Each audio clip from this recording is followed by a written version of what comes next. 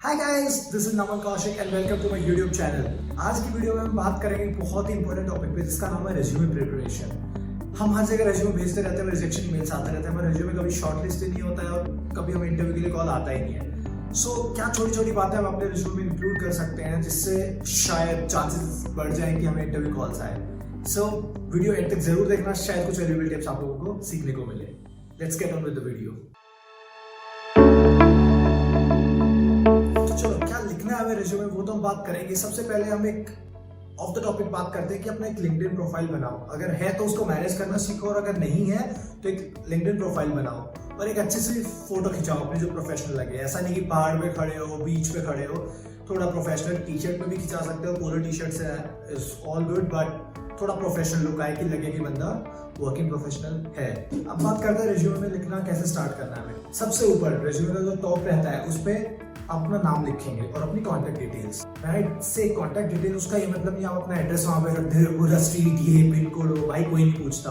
कोई आपके घर चाय पीने नहीं आ रहा, कोई आपके घर कुछ ऑफर लेटर ना पार्सल नहीं कर रहा है, तो जस्ट अपना नाम, अपना ईमेल एड्रेस वहां पे डाल सकते हो। ईमेल एड्रेस भी थोड़ा ठीक ठाक होना चाहिए, ऐसा नहीं कि कूल बॉय ये वाला एंजल प्रिया वाला ईमेल एड्रेस तुमने डाल दिया है, तो थोड़ा ठीक ठाक सा ईमेल एड्रेस आप वहाँ पे रखोगे और अपना फोन नंबर और अपना लिंक्डइन प्रोफाइल भी वहाँ पे डाल सकते हो।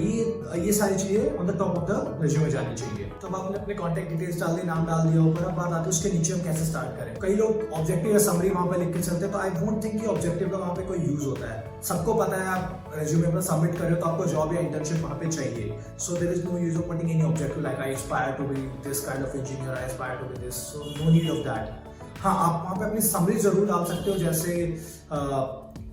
5 years of backend experience और पावर बीआई एक्सपीरियंस होल्डर, ये वो जो भी आपका मतलब समरी लाइन जो भी आप वहाँ पे कोट करना चाहते हो वो आप डाल सकते हो। दैट समराइजेज योर एक्सपीरियंस जो भी आप 5 साल 6 साल 10 साल 2 साल से करते आ रहे हो। सो समरी आप वहाँ पे डालोगे, summary should be crisp and clear. ऐसा लैंडिंग सेंटेंसेस लिखने की कोई नीड नहीं है, जस्ट क्रिस्प एंड क्लियर लिखो। और प्लस एक काम आप और भी कर सकते हैं, जॉब रिक्वायरमेंट्स है जो भी इस एप्लीकेशन के लिए रिक्वायर्ड है, आप उसमें से कुछ कीवर्ड्स उठा के अपनी समरी में डाल सकते हो, so that the AI tool can narrow down your resume और रिक्रूटर्स को भी वो हाईलाइट हो जाता है कि this fellow has worked on this and this expertise that you are looking for. So summary को थोड़ा क्रिस्प एंड क्लियर और विद द डिजायर्ड कीवर्ड्स रखें। अब बात करते हैं कि आप अपने एक्सपीरियंसेस को कैसे दिखाएं अपने रिज्यूमे में। एक्सपीरियंसेस हमेशा रिवर्स क्रोनोलॉजिकल ऑर्डर में दिखाए जाते हैं। फॉर एग्जांपल, अभी आप इन्फोसिस में काम कर रहे हो तो अभी करंट एक्सपीरियंस आप सबसे पहले लिखोगे, उसके नीचे अपने डेजिग्नेशन, उसके बाद आप लिखोगे योर टेन्योर कि आपने for example you are working there from Jan 21 till now, so you will just write Jan 21 till present. उसके बाद instead of writing your responsibilities there, I would suggest go on writing your achievements there।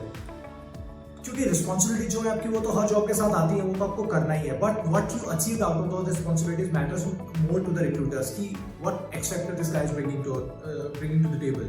So for example, अगर आपने कोई microservices develop की, so just don't write वो part of the team that develop microservices. You can instead write I developed the microservices, scaled it to let's say 1000 requests per unit time, or I built a tool that served over 1000 customers, something like that. So that's how you should try to have an X factor to your work experience than the rest of the candidates. तो ऐसे करके आप अपने हर experience के बारे में just minute details वहाँ पे दे देंगे, जो भी आपने अकॉम्प्लिशमेंट्स वहाँ पे की हैं।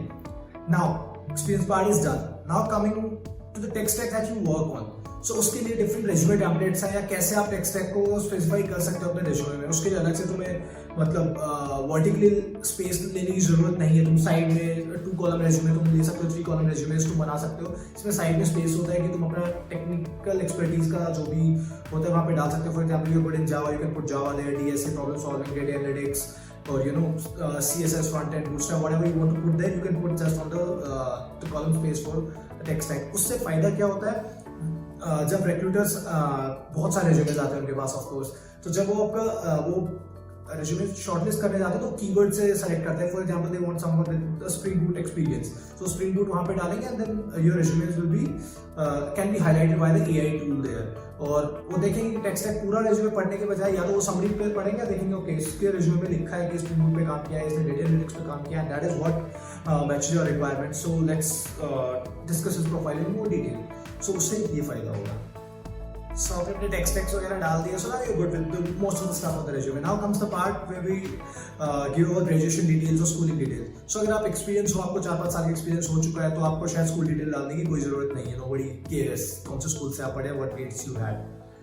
और जो बंदे ग्रेड्स डालना भी चाहते हैं, प्लीज डोंट पुट, अगर आपके ग्रेड्स अच्छे नहीं है, मान लो अगर आप टॉपर्स में नहीं थे तो अपना मत ही डालिए, क्योंकि ऐसा हो सकता है आप किसी ने डाल रखा तो कई बंदों की ग्रेड पे नजर पड़ जाती हो, इसके 70% है, दूसरे वाले की 80% है. So let's give the 80% guy call and not the 70% one. Just I am taking example, जो हो सकता है बट नीड नोट की हो. तो अपने ग्रेड्स वहां पे अवॉइड कर सकते हैं. नोबडी केयर्स कि स्कूल में आपने क्या किया है. दूसरा, अपनी ग्रेजुएशन डेट क्लियरली मेंशन करो. Suppose you graduated in 2015, graduated in 2019, so that has to be there. आपने ऐसा नहीं कि 2015 टिल प्रेजेंट या 2018 टिल प्रेजेंट. भाई क्या पता तुम्हारी बैक लग जाए, तुम खरीद ना बहुत 2022 में, तो वहां पे क्लियर मेंशन करो. डोंट प्ले द गेसिंग game with the recruiter. Okay. और एक और बहुत जरूरी बात, अगर आपका एक्सपीरियंस बहुत ज्यादा डाइवर्सिफाइड नहीं है और आपका एक्सपीरियंस 8-10 साल से ज्यादा नहीं है, तो 1 page profile is more than enough for you guys. जरूरी नहीं कि 2-3 पेज तुम भर के रेज्यूमे में दोगे तो रिक्रूटर को लगेगा अरे यार बंदे ने क्या काम किया है, इस लड़की ने क्या काम किया. नहीं भाई, बहुत क्रिस्प रेज्यूमे रखना चाहिए. 1 page profile is more than enough for I think most of the guys till 8 years of experience, 10 years of experience, until unless you have a very diversified tech stack that you have worked on. और resume बनाने में आलस मत करो.